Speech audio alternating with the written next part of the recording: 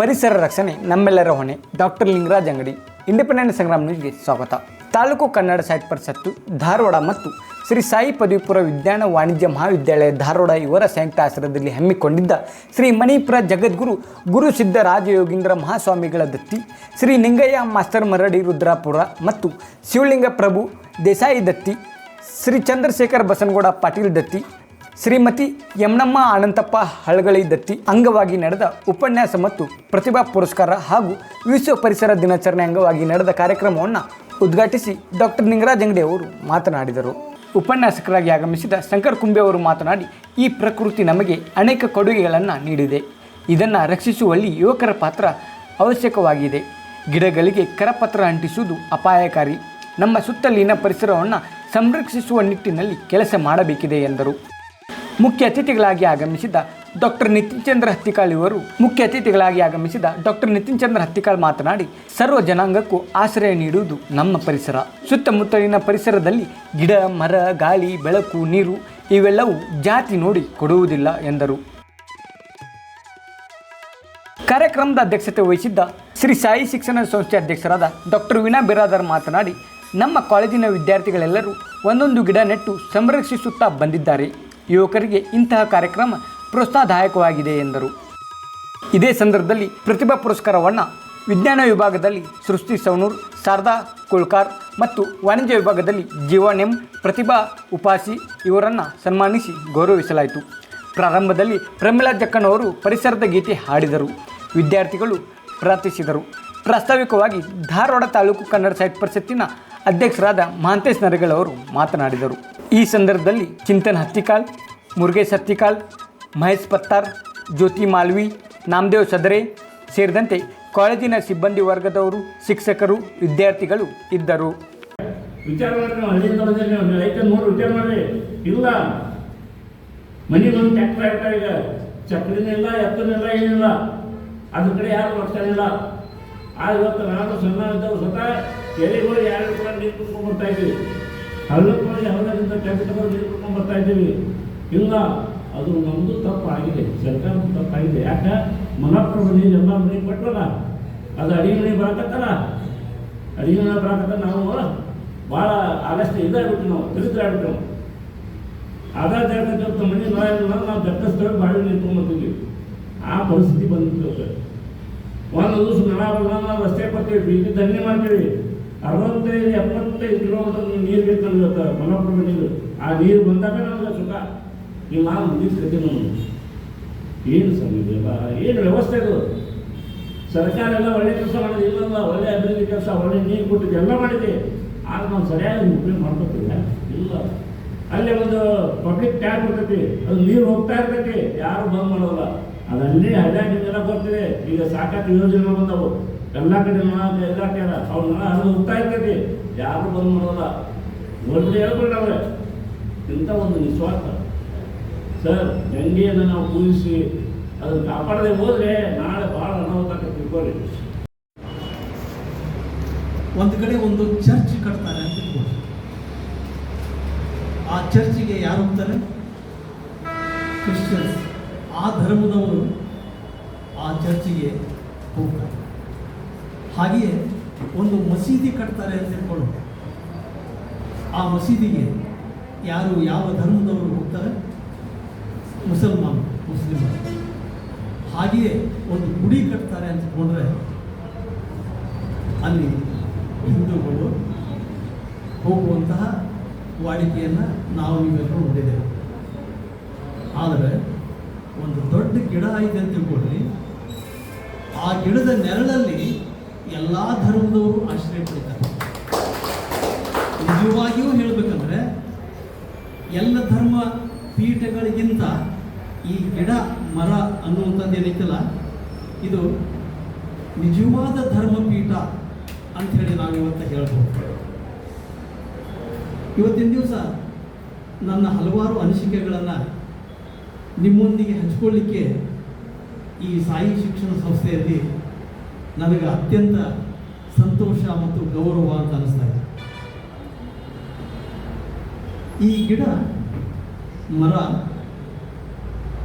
ಕೇವಲ ಒಂದು ಕಾಂಡ ಅಲ್ಲ, ಕೇವಲ ಒಂದು ಎಲೆ ಅಲ್ಲ, ಕೇವಲ ಒಂದು ಹೂವು ಅಲ್ಲ, ಅನೇಕ ಇಂತಹ ಭಾಗಗಳನ್ನು ಹೊಂದಿರುವಂತಹ ಈ ಮರ ಮನುಷ್ಯ ಕುಲಕ್ಕೆ ಎಷ್ಟೊಂದು ಉಪಕಾರಿಯಾದದ್ದು ಅನ್ನುವಂಥದ್ದನ್ನು ನೀವೆಲ್ಲರೂ ಸೈನ್ಸ್ ಓದವರು, ಇನ್ನೂ ಉಳಿದವರು ಎಲ್ಲರೂ ಕೇಳಿ ತಿಳ್ಕೊಂಡಿರ್ತೀವಿ. ಇವತ್ತಿನ ದಿವಸ ಒಂದು ಕಡೆ ಎಲ್ಲರ ಪೂಜೆ ನಡೆದೈತಿ ಅಂತಂದ್ರೆ, ಸ್ವಾಮಿಗಳು ಬಂದಾರ ಅಂದ್ರೆ, ಅಥವಾ ಗುಡಿಯೊಳಗನ ಪೂಜೆ ನಡೆದೈತಿ ಅಂದ್ರೆ, ಅಲ್ಲಿ ನಾವು ಗಿಡದ ಯಾವ ಭಾಗವನ್ನು ಏರಿಸ್ತೇವೆ? ಹೂವನ್ನು. ಆ ಹೂವು ಇವತ್ತಿನ ದಿವಸ ದೇವರ ತಲೆಯ ಮೇಲೆಯೂ ಕೂಡ ಕೂಡುವಂತಹ ಒಂದು ಅದಕ್ಕೆ ಶಕ್ತಿ ಇದೆ. ಅದನ್ನು ಇವತ್ತಿನ ದಿವಸ ನಾವು ಈ ವಿಶ್ವ ಪರಿಸರ ದಿನಾಚರಣೆ ದಿನ ನಾವು ಈ ಸಸ್ಯಗಳನ್ನು ಬೆಳೆಸುವುದರ ಮೂಲಕ ನಾವು ಇವತ್ತಿನ ದಿವಸ ಆರಾಧಿಸಬೇಕಾಗಿದೆ.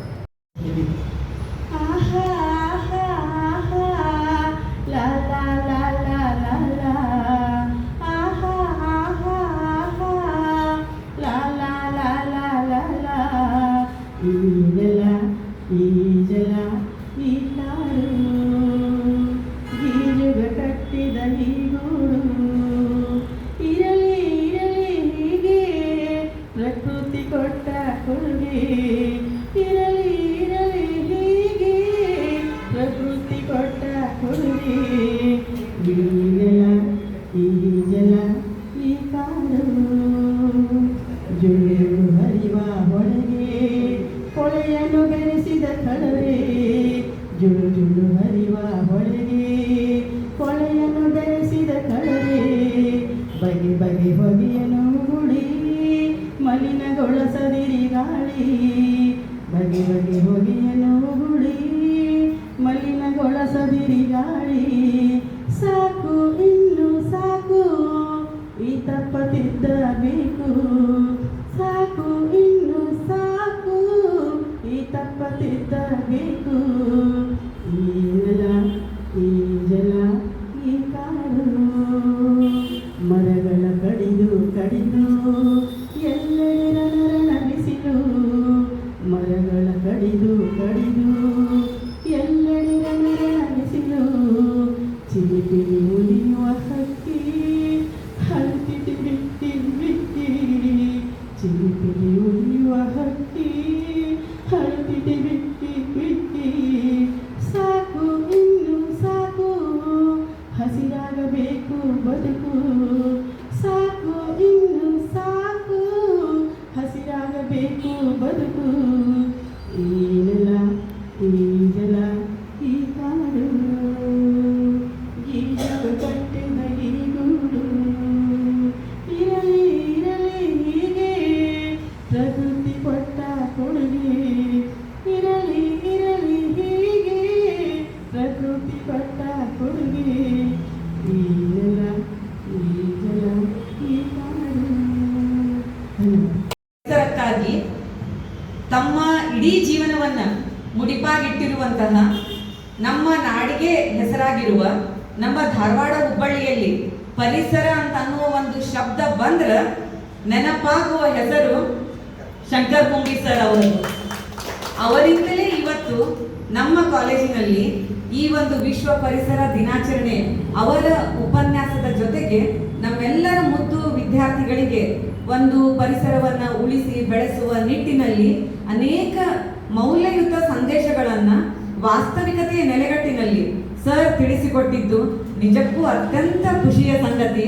ಮೊಟ್ಟ ಮೊದಲು ಈ ಒಂದು ಅದ್ಭುತ ದಿನ ಅಂತಾನೆ ಇದನ್ನ ಕರಿತಾ ಇದ್ದೀನಿ. ಇಲ್ಲಿ ನಮ್ಮೆಲ್ಲರ ಪ್ರೀತಿಯ ಕರೆಗೆ ಆಹ್ವಾನಕ್ಕೆ ಒಗೊಟ್ಟು ಬಂದು ನಮ್ಮ ವಿದ್ಯಾರ್ಥಿಗಳಿಗೆ ಈ ಪರಿಸರದ ಕುರಿತು ಕಾಳಜಿಯನ್ನ ಬೆಳೆಸುವ ಒಂದು ಸಂದೇಶವನ್ನು ನೀಡಿದ ಕುಂಬಿ ಸರ್ ಅವರಿಗೆ ಮೊಟ್ಟ ಮೊದಲು ನಮ್ಮೆಲ್ಲರ ಪರವಾಗಿ ಹಾರ್ದಿಕ ಧನ್ಯವಾದಗಳನ್ನು ಅಭಿನಂದನೆ ತಿಳಿಸ್ತೀನಿ. ದಿಗ್ಗಜರವರು ಎಷ್ಟೆಲ್ಲ ತಮ್ಮ ಮಾತಿನಲ್ಲಿ ಹೇಳಿದರೆ ಎಲ್ಲರಿಗೂ ಗೊತ್ತದಲ್ಲ. ಗಿಡಕ್ಕೆ ಹಚ್ಚಿದ ಒಂದು ಫಲಕಗಳನ್ನು ಕಿತ್ತೊಗೆಯೋದು, ಗಿಡಗಳನ್ನು ಬೆಳೆಸೋದು, ಶಾಲೆಗಳಿಗೆ ಹೋಗಿ ಅಲ್ಲಿ ಅರಿವನ್ನು ಮೂಡಿಸುವುದು, ಹಲವಾರು ತಿಳುವಳಿಕೆಯ ಕಾರ್ಯಕ್ರಮವನ್ನ ಸತತವಾಗಿ ಕಳೆದ ದಶಕಗಳಿಂದ ಅವರು ತಾವು ವಿದ್ಯಾರ್ಥಿಯಾಗಿದ್ದಾಗಿನಿಂದಲೇ ಅದನ್ನ ಆಚರಿಸ್ತಾ ಬಂದಾರ. ನಿಮಗೆ ವಿದ್ಯಾರ್ಥಿಗಳಿಗೆ ಆಕ್ಚುಲಿ ಅಲ್ಲಿ ಒಂದು ದೊಡ್ಡ ಸಂದೇಶ ಇತ್ತು. ವಿದ್ಯಾರ್ಥಿ ಜೀವನದೊಳಗ ಒಂದು ಯುವಕರ ಸಂಘವನ್ನ ಕಟ್ಟಿಕೊಂಡು ಇಂತಹ ಸಮಾಜ ಪ್ರಜ್ಞೆಯ ಸಾಮಾಜಿಕ ಕಳಕಳಿಯ ಕೆಲಸಗಳನ್ನ ಯುವಕರಾಗಿದ್ದಾಗಿನಿಂದಲೇ ಶುರು ಮಾಡಿದ್ದು ನಿಮಗೆಲ್ಲರಿಗೂ ಒಂದು ದೊಡ್ಡ ಮಾರ್ಗದರ್ಶನ. ಅದಕ್ಕೆ ಹೇಳಿದ್ದು ಸಾರ್ಥಕ ಕಾರ್ಯಕ್ರಮ ಅಂತ ಹೇಳಿ. ಇವತ್ತಿನ ಈ ಕಾರ್ಯಕ್ರಮದಲ್ಲಿ ವೇದಿಕೆ ಮೇಲೆ ಉಪಸ್ಥಿತಿರುವ ಕುಂಬಿ ಸರ್ ಅವರಿಗೆ, ಹತ್ತಿಕಾಳ್ ಸರ್ ಅವರಿಗೆ, ಈಗಾಗಲೇ ನಿರ್ಗಮಿಸಿರುವಂತಹ ಅಂಗಡಿ ಸರ್ ಅವರಿಗೆ, ನರೇಗಲ್ ಸರ್ ಅವರಿಗೆ, ಜಕ್ಕಣ್ಣವ್ರ ಮೇಡಮ್ ಅವರಿಗೆ ಮತ್ತು ಇನ್ನುಳಿದ ಎಲ್ಲ ಇಲ್ಲಿ ಉಪಸ್ಥಿತರಿರುವ ಪ್ರತಿಯೊಬ್ಬರಿಗೂ ಹಾಗೂ ನನ್ನ ಎಲ್ಲ ಮುದ್ದು ವಿದ್ಯಾರ್ಥಿನಿಯರಿಗೂ ಬೆಳಗಿನ ಶುಭ ಮುಂಜಾನೆಯ ಶುಭಾಶಯಗಳು. ವಿಶ್ವ ಪರಿಸರ ದಿನಾಚರಣೆ ಅಂದ ತಕ್ಷಣ ಪ್ರತಿ ವರ್ಷ ನಮ್ಮ ಕಾಲೇಜ್ ಒಳಗ ಕಳೆದ 6 ವರ್ಷಗಳಿಂದ ನಿರಂತರವಾಗಿ ಕೊರೋನಾ ಅವಧಿಯಲ್ಲಿಯೂ ಸಹ ಸರ್ ನಮ್ಮ ವಿದ್ಯಾರ್ಥಿಗಳು ಏನಿರ್ತಾರ ಪ್ರತಿಯೊಬ್ಬರ ಮನೆಯೊಳಗ ಒಂದೊಂದು ಗಿಡಗಳನ್ನ ನೆಟ್ಟು ಅವರು ನಮಗ ಫೋಟೋ ಕಳಿಸಿದ್ರಿ ಸರ್. ಹಿಂಗಾಗಿ 100 ಗಿಡಗಳನ್ನ ಪ್ರತಿಯೊಬ್ಬರ ಮನೆಯಲ್ಲಿ ಹೊಸದಾಗಿ ಹಚ್ಚಬೇಕು, ಆ ಫೋಟೋಗಳನ್ನ ನಮಗೆ ಕಳಿಸ್ಬೇಕಂದಿದ್ದೀರಿ ಸರ್. ಕೊರೋನಾ ಟೈಮ್ ಒಳಗ ಎಲ್ಲಾ ವಿದ್ಯಾರ್ಥಿನಿಯರು ಖುಷಿ ಅನಿಸ್ತದ. ಇವತ್ತಿಗೂ ಆ ಫೋಟೋಸ್ಗಳನ್ನ ತೆಗೆದಿಟ್ಟಿವಿ. ಪ್ರತಿಯೊಬ್ಬರು ತಮ್ಮ ಮನೆಯೊಳಗ ಗಿಡಗಳನ್ನ ನೆಟ್ಟರು. ಮತ್ತೊಂದು ಮಾಡಿದ್ದು, ಮುಂದಿನ ವರ್ಷದ ಪರಿಸರ ದಿನಾಚರಣೆ ಹೊತ್ತಿನಲ್ಲಿ ತಾವು ನೆಟ್ಟ ಗಿಡಗಳ ಜೊತೆಗೆ ಫೋಟೋ ತಕ್ಕೊಂಡು ಮತ್ತೊಂದು ಗಿಡವನ್ನ ನೆಟ್ಟು ನಮಗ ಸರ ಫೋಟೋ ಕಳೆದಿದ್ರು. ಇದು ಒಂದು ಅತ್ಯಂತ ನಮ್ಮ ವಿದ್ಯಾರ್ಥಿಗಳ ಪರಿಸರ ಕಾಳಜಿಯ ಕುರಿತ ಒಂದು ಸಂದೇಶ. ಇದರ ಜೊತೆಗೆ ನಂತರದ ದಿನಗಳೊಳಗೆ ನಾವು ಬೇರೆ ಬೇರೆ ಕಡೆಗಳಲ್ಲಿ ಗಿಡಗಳನ್ನು ಹಚ್ಚುವ ಕಾರ್ಯವನ್ನು ಆರಂಭ ಮಾಡಿದ್ವಿ.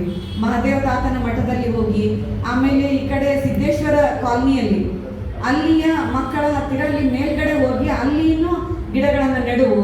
ಇದರ ಜೊತೆಗೆ ಮತ್ತೊಂದು, ಪ್ರತಿ ವರ್ಷ ನಮ್ಮ ಕಾಲೇಜಿನ ವಿದ್ಯಾರ್ಥಿಗಳಿಗೆ ಸರ್ 50 ಗಿಡಗಳನ್ನ ಅಥವಾ 100 ಗಿಡಗಳನ್ನ ಪ್ರತಿ ವರ್ಷ ಸರ್ ಮಾಡ್ಕೊತ ಬಂದೀವಿ.